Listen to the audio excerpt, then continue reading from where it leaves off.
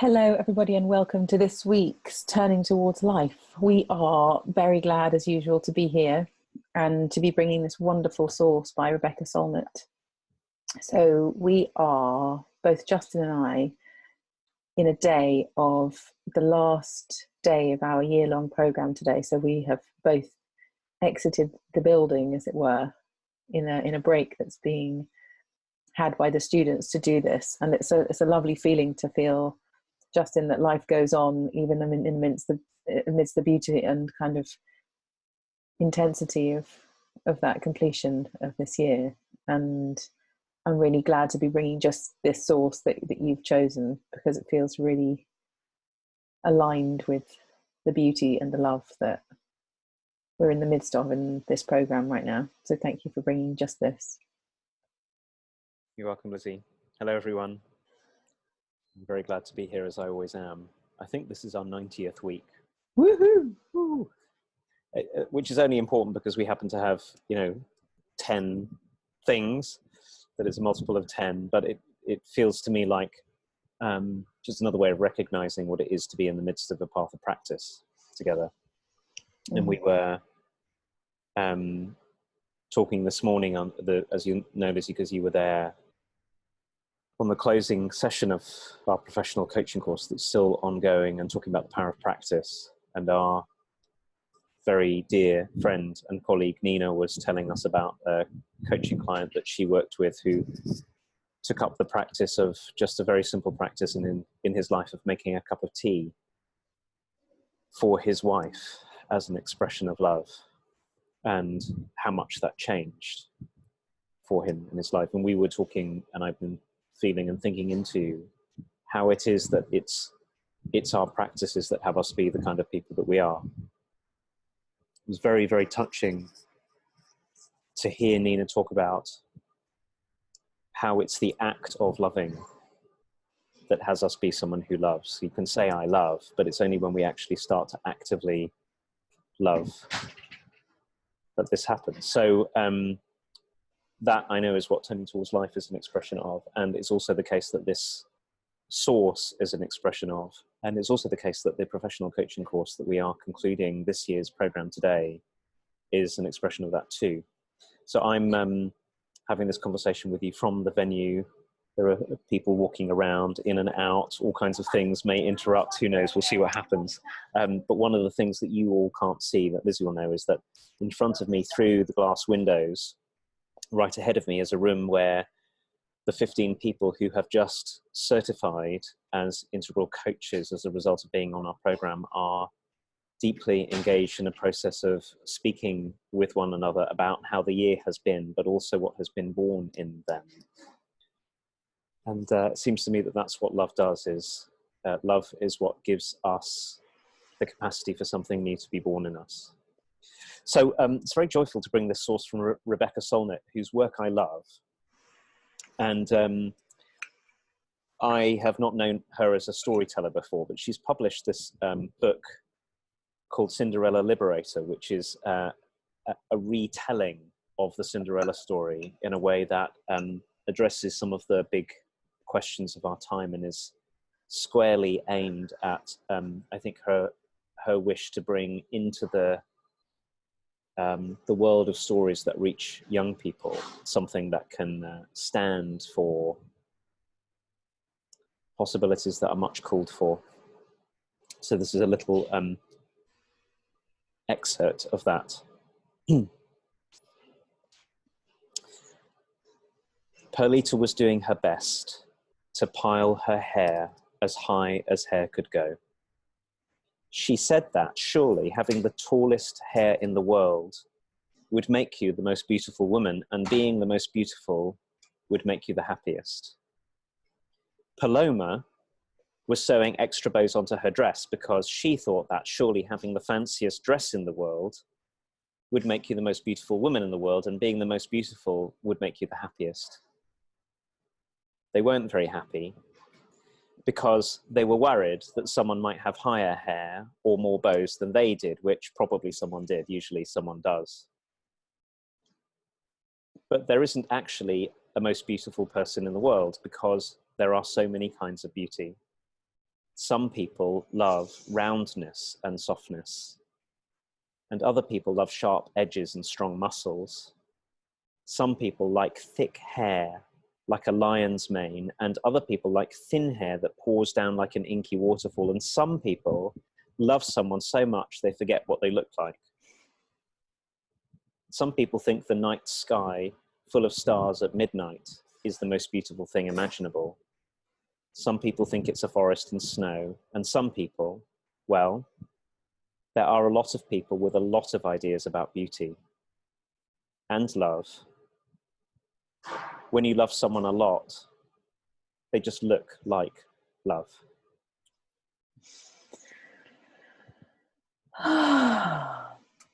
But there isn't actually a most beautiful person in the world, because there are so many kinds of beauty.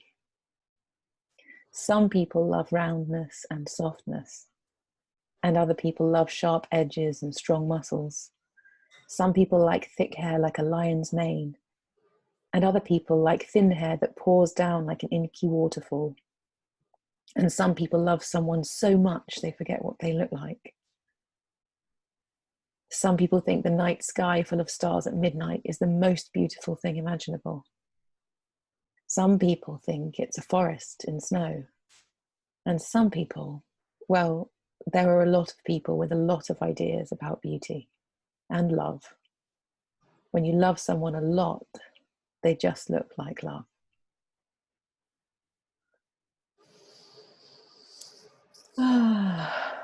It's really something to hear you read that, Lizzie, and the line that gets me every time. All of it feels very true to me, and there's much that we can talk about it. But that people can look like love. And that how people get to look like love is the way we love them, to me, is the most important part of this. It addresses what love is in a way that totally cuts through the conventional narratives we have about what it is to love, as if loving were anything to do with what we get from that which or whom we love. It doesn't actually come that way. Love is, this is like making a cup of tea. It feels so true to me and so easy to forget that love is born of the way that we orient. And when we orient from love, actively, purposefully, intentionally, we find that what's in the world and who's in the world is love returned.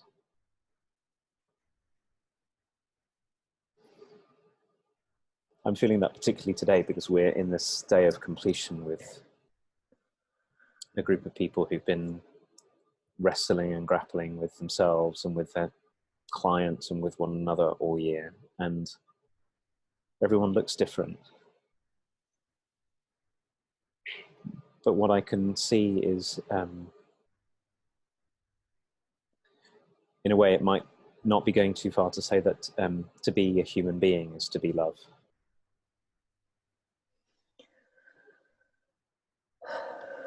It's so beautiful. I'm feeling like I'm in,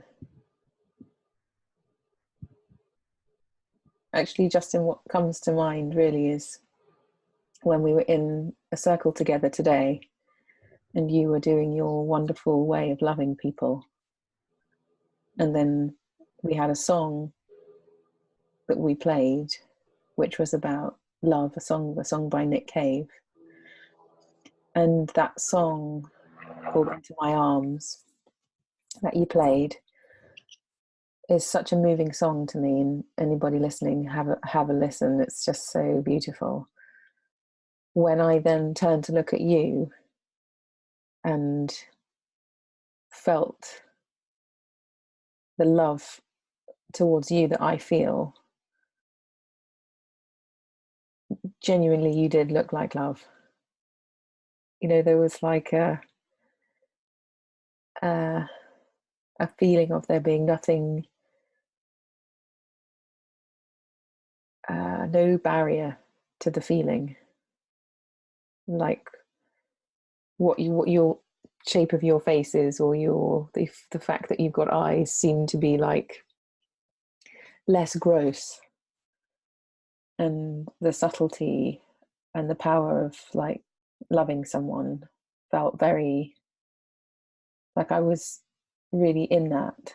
And I feel so grateful for Rebecca Solnit for rewriting this story in this way that helps us ungrip ourselves from the notions that may ordinarily in our culture have me reference love in a particular way, and that forgetting what someone looks like just feels very true to me. It becomes so much less relevant the more I love whatever is the shape of someone physically, including myself, by the way. And interestingly, I got home today from the session we were at, and I realized I hadn't actually looked. I was so excited to come to this morning after these lovely 2 days that I hadn't actually looked in the mirror.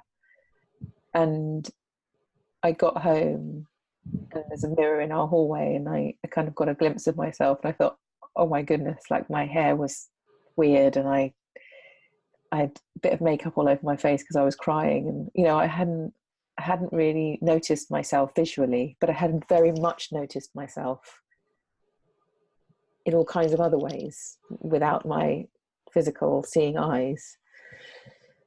And this feeling of loving beyond what we look like and beyond what anything actually looks like on the surface, but that we can sink deeper into ourselves and one another to really see and feel and be connected to one another, and to know that kind of beauty that's not what something looks like, but to experience the substance of oneself or another or something, just feels like the most interesting, rich, voluptuous realm of aliveness. And that's what I feel invited into by Rebecca's writing, and also the experience of what it means to be in our work like we are today. And it is so delicious and compelling and confronting and enlivening. I'm in full agreement with you about everything you've said, but particularly what's striking me is this part about how we look at ourselves. Because, and Rebecca's written about this in the part of the story that we get in the first paragraphs. I was wondering as we were starting to talk, so what are the things that make this so hard? And it's so easy to dismiss this also and to go, yeah, but love, yeah, but. One of the things that makes this so hard is when we won't know ourselves as love. And of course I know about this, like I look at myself in the mirror and I think, oh, well, it would be better if, I had more hair, or if I were younger, or if my face was a different shape, or my body was a different shape, or I was stronger, it's really super easy to get into all of that. And there are so many problems with it. So one is, it's looking in the wrong place. That's the first thing. But the second thing is it's based upon a hierarchy of value that, for the purposes of love, inconsequential. The appearance of things, of course, matters in some ways and in some places and in some contexts, but actually it turns out not at all when it comes to love. So I'm feeling into that as you've been speaking, and I'm wanting to see if I can find a way of saying that it is caught in the last line of this place, that when there's a way of looking at somebody so that we can see that they just look like love. And the way that this comes about, I think, is by starting to practice knowing human beings as expressions of love in a particular place and time. And I'm sort of wondering, and I have tried this out before as well, which is not just with the people we know, is doing things like sitting on the tube here in London on the Underground, surrounded by people I've never met, and looking at each person and actively seeing and feeling the way that they are loved too. One of the extraordinary things that can happen from doing that, the first thing is that, for me anyway, is I get way less afraid. Yeah. And the second thing is, well, maybe that's the same thing. The second thing is I can start to see that my distancing from people and my distancing from self is one giant defense mechanism. Because love also leaves us vulnerable, leaves us open. And maybe this is why it's so hard for us to do, and we replace it with symbols, you know, how high my hair is, or how many bows I'm wearing, or all of that kind of thing. Yeah. I like it that you mentioned how high my hair is, because I kind of also think that high hair will make me happy. I have that absolutely kind of the search for voluminous hair, which my hair is not particularly naturally voluminous. So I really do get the deal that Perlita's in. Yeah. And I feel like the other thing that happens is that to be Perlita and to love high hair becomes a different kind of love of high hair when that's not where we're trying to find our happiness from. So in some ways, I don't think it feels right to me to say, you know, we give up the things of life that feel like they are the shallower acts, if you like, of joyful participation in life, of just how much you love high hair or just how much you love what something looks like. But that even coming back at that with a deeper inquiry into what is happening and who we all are, that experience becomes a different one. So it's not that we're not to love high hair anymore or bows or something, but there's a way of relating to that that leaves it as a joyful thing rather than a grasping thing of thinking that if I have the highest hair, it's going to make me the happiest and the most beautiful or something.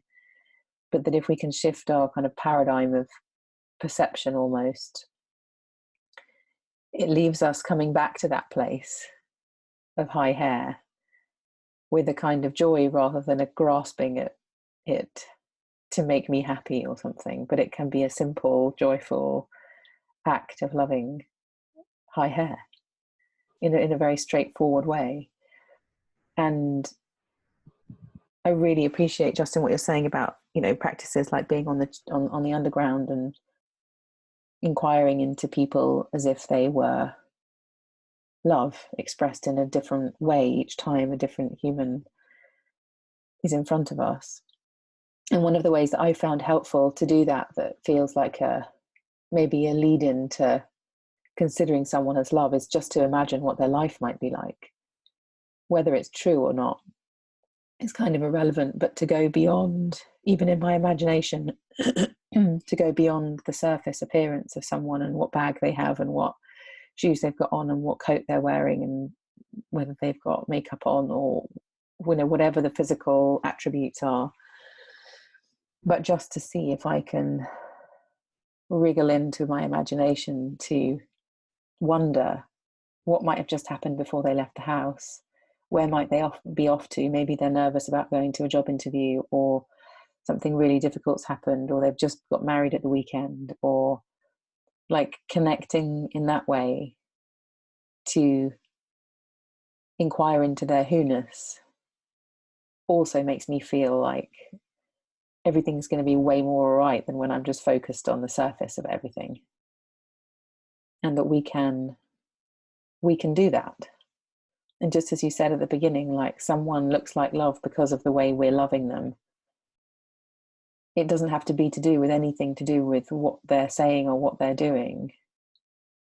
We have within us it's like that saying, beauty is in the eye of the beholder. So we are the ones who are doing the loving, and in our doing the loving, that's how things show up to us. That's how things appear or feel, is a direct result of the way we're loving. And then I get to think, oh, like, this is in my hands then. Like, I'm not a circumstantial offshoot of the way life is or something, but that I'm part of this. I'm determining the way I see and the way that I feel and the way that I experience people. And in turn, I also think what happens when that happens is that people also feel loved. Like it's that way round, like it begins here. Yes. The way I'm loving. And then other people may be affected. It may not be that they're affected and they may not feel loved, but there's more chance of them feeling loved if I'm loving than if I'm not. I think that's right at the heart. You said so many things that are right in the heart of this. One was that which we can make contact with in ourselves and others, that's not the surface appearance of things, but is the depth. There's a way in which human beings are a kind of depth always. And if we can soften ourselves enough to feel our own depth and to feel and wonder about the depth of others, it's not so hard.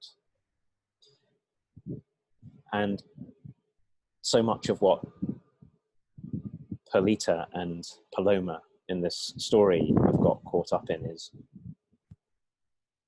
when you were talking about hair, is the paying attention to hair not as love, but as a means to the effort. If I act this way, then I will get loved because I will be. And that way just lies endless misery, comparison, self-comparison, self-doubt, all of those kind of things. You know, very mindful of, so there's one part that you've been talking about, I think, Lizzie, is that we are love. But the other part is, I'm remembering as we're talking, there was a writer, I think he was a therapist some decades ago, whose name was Erich Fromm. And he said that love isn't a feeling. Love is an act. So we feel all kinds of stuff all the time, but none of them are actually love. The thing that we feel when we feel love are all kinds of things. It's joy and delight and gratitude and tenderness and everything. And he says none of those are actually love. Love is what you do. And there's a great story which is along the lines of this making a cup of tea piece that we were talking about before, which I think is told it might have been told in a book by Stephen Covey, and it might also be Erich Fromm again. And somebody goes and sees him and says, I don't love my wife, that's my problem, I don't love her. And he says back to this man, well, so love her then. Which sounds so easily like, oh, I'll feel love, but that's not what he means. What he means is the ongoing act of choosing to love is what love is. Like you said, it's not a random arising or something, or if I'm lucky, I'll feel love. It's a way in which we orient ourselves. It's a way in which we choose to look in the world, but it's a way in which we choose to direct our bodies and our actions and our commitments. Is that way. When love is only a feeling, it's so fleeting and so fickle. It's here and then it's gone.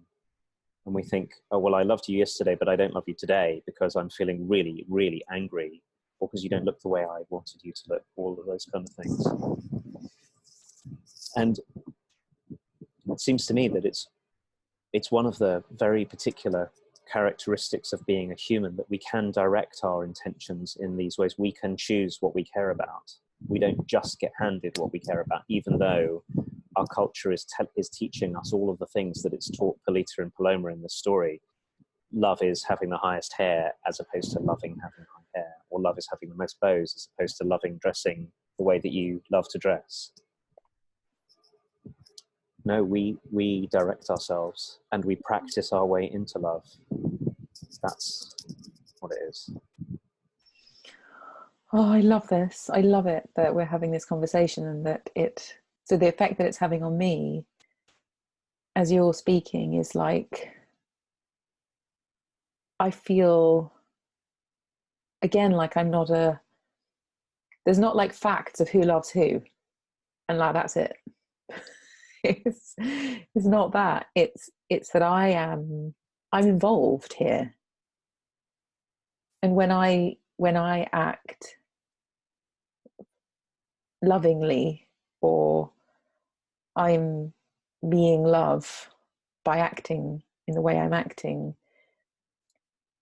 it's a way I can know that I'm in this. Like I'm not like a victim of the circumstance of the facts of love, and I just have to like accept whatever it is. It's like I have a way, I have a means, and I feel empowered, and I feel that I can do something about things, and that because there's no staticness here, that whatever comes along in my path that I am with, I can keep choosing all the time to love, and then to love, and then to love. There's no absolutes, which feels very hopeful to me. And that coming back again just into living a life of practice, which is one of the central parts of the PCC, the professional coaching course. It's like practicing loving, not because it's ever going to end or because I'm doing it for a certain outcome further down the line or something, but just letting it be a practice, an everydayness, a moment to momentness, a choice that I can draw on at any point to do something loving.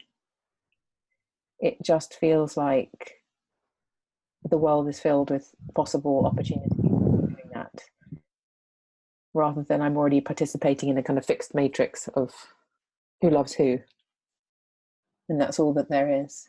Right. It can free us from our demands that other people love us in a particular way. So we were talking earlier, Lizzie, when we were together, about wants and needs, and of course I may deeply want you to love me, and that can be true.